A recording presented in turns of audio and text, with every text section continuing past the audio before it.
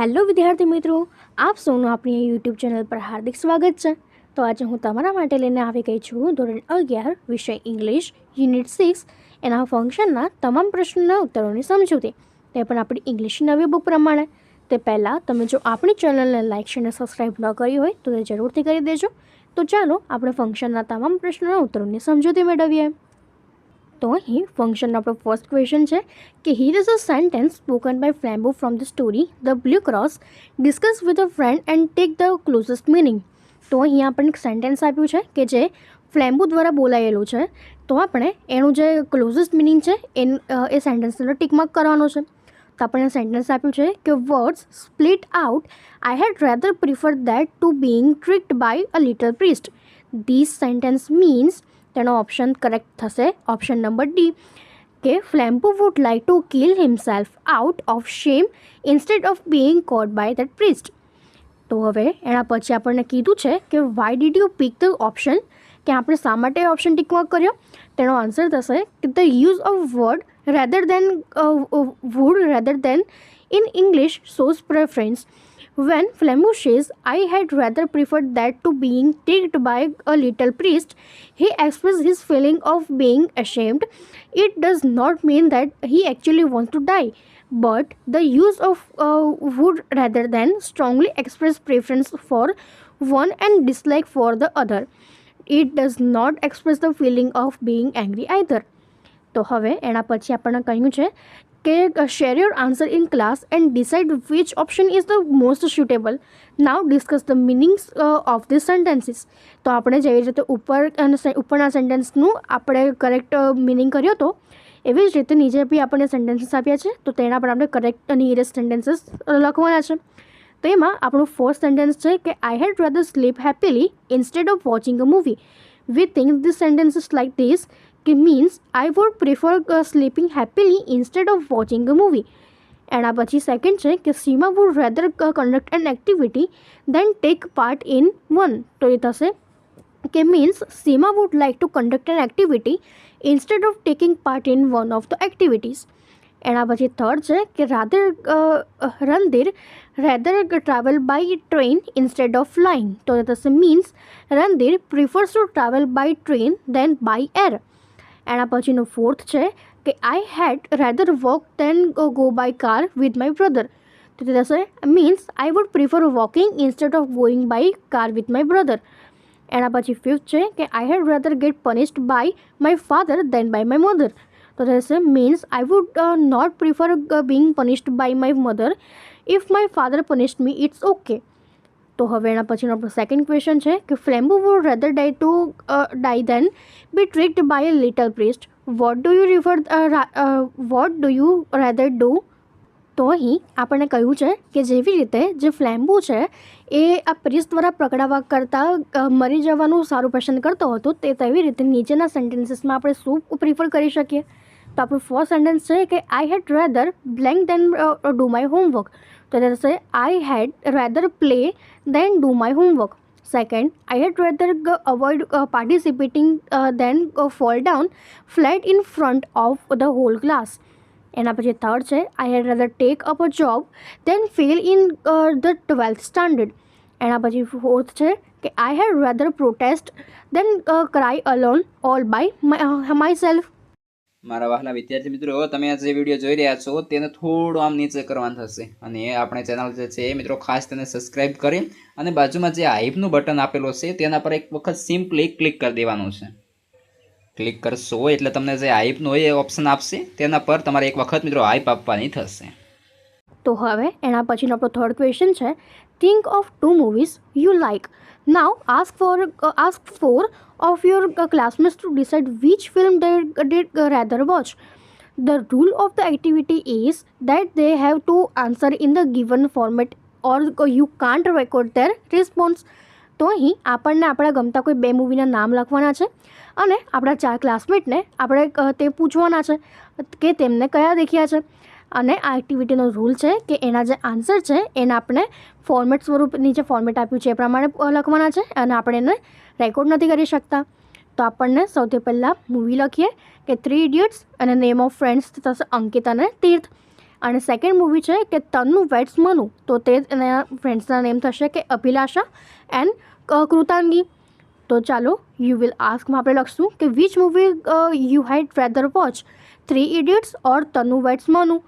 તો એના રિસ્પોન્સમાં આપણે લખી શકીએ કે I did rather watch 3 idiots because it shows that life skills and participatory are more important than classroom education. Teeth replied, I had rather watch 3 Idiots because it is dedicated as well as entertaining.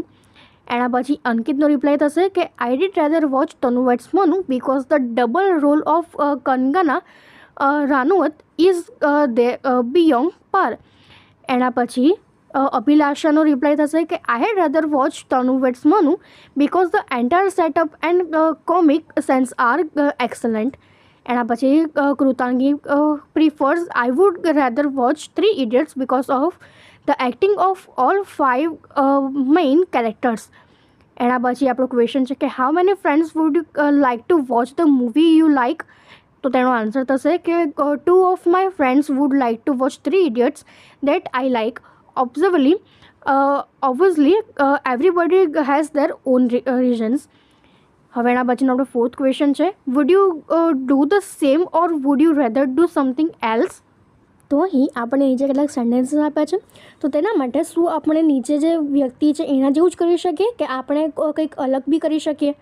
તો એમાં આપણું first છે કે તહેમીના is 14 years old. She has really long hair. Everyone at school teases her because of her hair. She has decided to go for a haircut. તો એના માટે આપણો response થશે કે I would rather not decide what Taimisha has decided because I think long hair adds to my beauty and I should feel proud of it. Let the anyways go to hell. એના પછી second છે કે Mitesh has scored very high marks in his 10th standard board exam. His father wants him to become a doctor. His mother wants him to become an engineer. His sister wants to become an artist. He cannot decide what he should do. His best friend wants to take up psychology, so he selects psychology.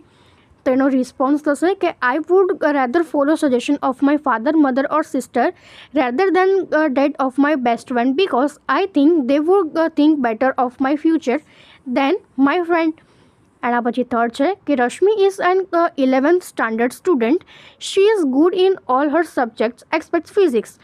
She get very confused in physics. Her tuition teacher also keep scolding her because of it. So she stopped attending physics tuitions. તો આપણો response થશે કે I would rather change my tuition teacher because instead of scolding me the teacher would have guided and motivated me so that once more I could start taking interest in physics. એના પછીનો fourth છે કે Shanta and her friend Cherish are going to school on a ટુ-wheeler.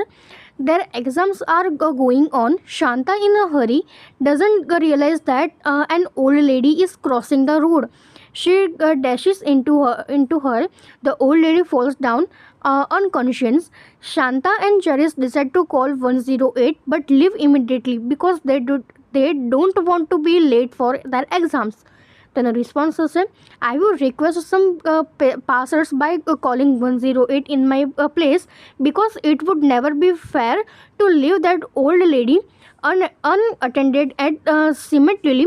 My exam is also important, so with a little apology and I request I would rather get someone else to do that job for me. તો હવે એના પછીનો આપણો fifth question છે go through the 5 previous tasks and notice how would rather is used. Discuss it with your benchmate and decide then when you would use word rather in English. તો આ ક્વેશ્ચનમાં આપણે જે ઉપરના જે 5 ટાસ્ક હતા એના દેખવાના છે અને આપણે જોવાનું છે કે જે વુડ રેધર છે એ ક્યારે યુઝ થયું હતું અને કેવી રીતે યુઝ થયું હતું અને તે આપણા ઇંગ્લિશમાં કેવી રીતે ઉપયોગમાં આવે છે. તો આપણે લખી શકીએ I had rather is used when we have to select a better option from 2 or more preferences. Would rather do something means that the other action or thing or activity you are negatively, you would not do it preferring the other one. એના પછીનો આપણો question છે કે can you find a similar uses in the readings.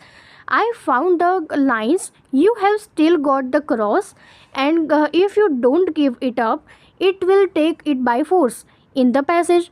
હવે એના પછી છે કે now think of an example on your own and write it below. તો આપણે લખી શકીએ કે I had rather talk about this letter. એના પછી સેકન્ડ થશે કે I had rather to exercise than sit on the couch at daily. એના પછી થર્ડ થશે કે I had rather listen to my parents than get in to trouble. Third, I had rather stay late than come in early tomorrow. Fourth, I had rather eat at home than get fast food. તો આપણે આ રીતે તેના examples લખી શકીએ છીએ. તો અહીં આજે આપણા ફંક્શનના ક્વેશ્ચન છે પૂર્ણ થાય છે. જો તમને આમાં કોઈ પણ ડાઉટ હોય તો કોમેન્ટ સેક્શનમાં જરૂરથી જણાવજો અને આપણી ચેનલને લાઇક અને સબસ્ક્રાઈબ જરૂરથી કરી દેજો. Thank you.